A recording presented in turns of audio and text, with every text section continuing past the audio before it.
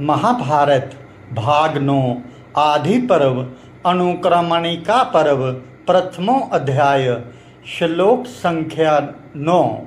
श्लोक है तस्मिन् सदसि विशतिर्ने मुनीनाम भवित आत्मनां जनमजयस्य राजऋषयः सर्पसत्रे महात्मनः।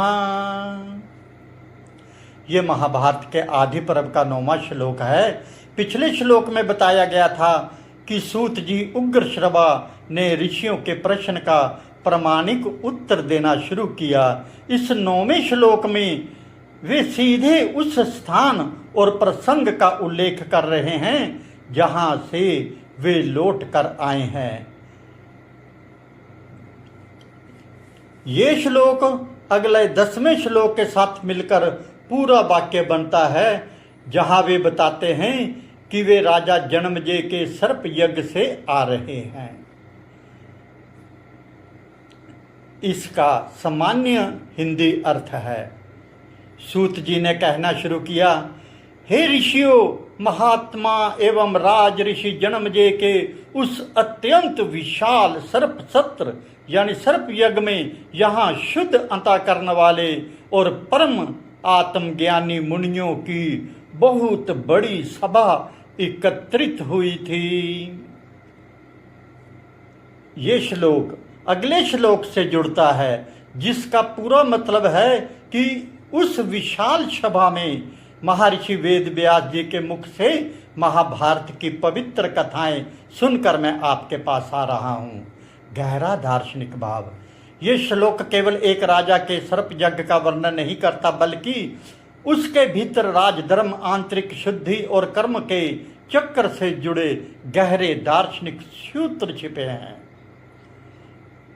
जो हैं भवित आत्मनाम मुनीनाम। सभा की योग्यता, पवित्र अंतःकरण। सूत जी ने यज्ञ की विशालता केवल सोने चांदी या वैभव से नहीं नापी, बल्कि वहां बैठे ऋषियों के गुणों से नापी। भवित आत्मनाम का अर्थ है जिनकी आत्मा और बुद्धि पवित्र हो चुकी है, जो राग, द्वेष और अज्ञान से ऊपर उठ चुके हैं। दार्शनिक संदेश।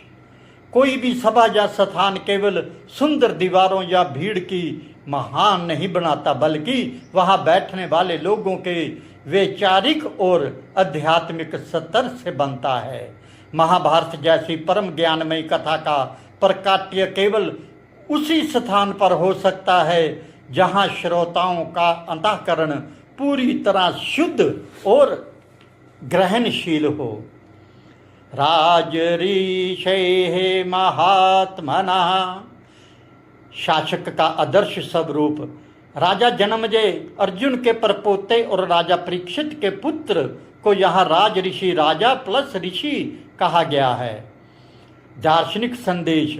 भारतीय दर्शन के अनुसार एक आदर्श शासक या नेता को केवल राजनीतिज्ञ नहीं बल्कि राज ऋषि होना चाहिए, अर्थात बाहरी तौर पर वे राजा की तरह शासन करे और प्रजा की रक्षा करे, लेकिन आंतरिक तौर पर उसका मन एक ऋषि की तरह अनासक्त, न्यायप्रिय और धर्मनिष्ठ हो।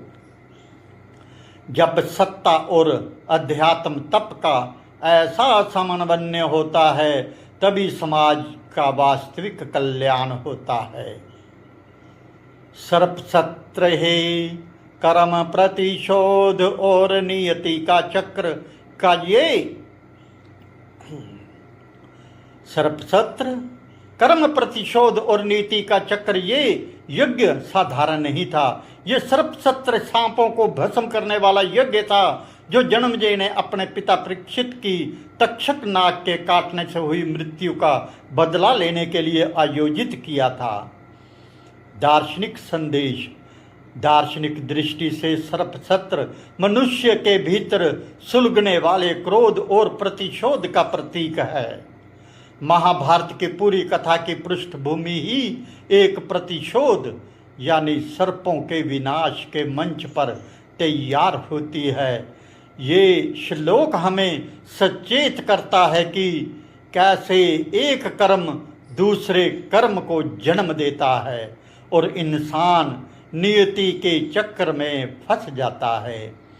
इसी प्रतिशोध के माहौल को शांत करने के लिए आगे चलकर व्यास जी के शिष्य वैशंपायन वहाँ महाभारत, शांति और धर्म का संदेश सुनाते हैं। हरिओम तत्सत। जय श्री कृष्ण।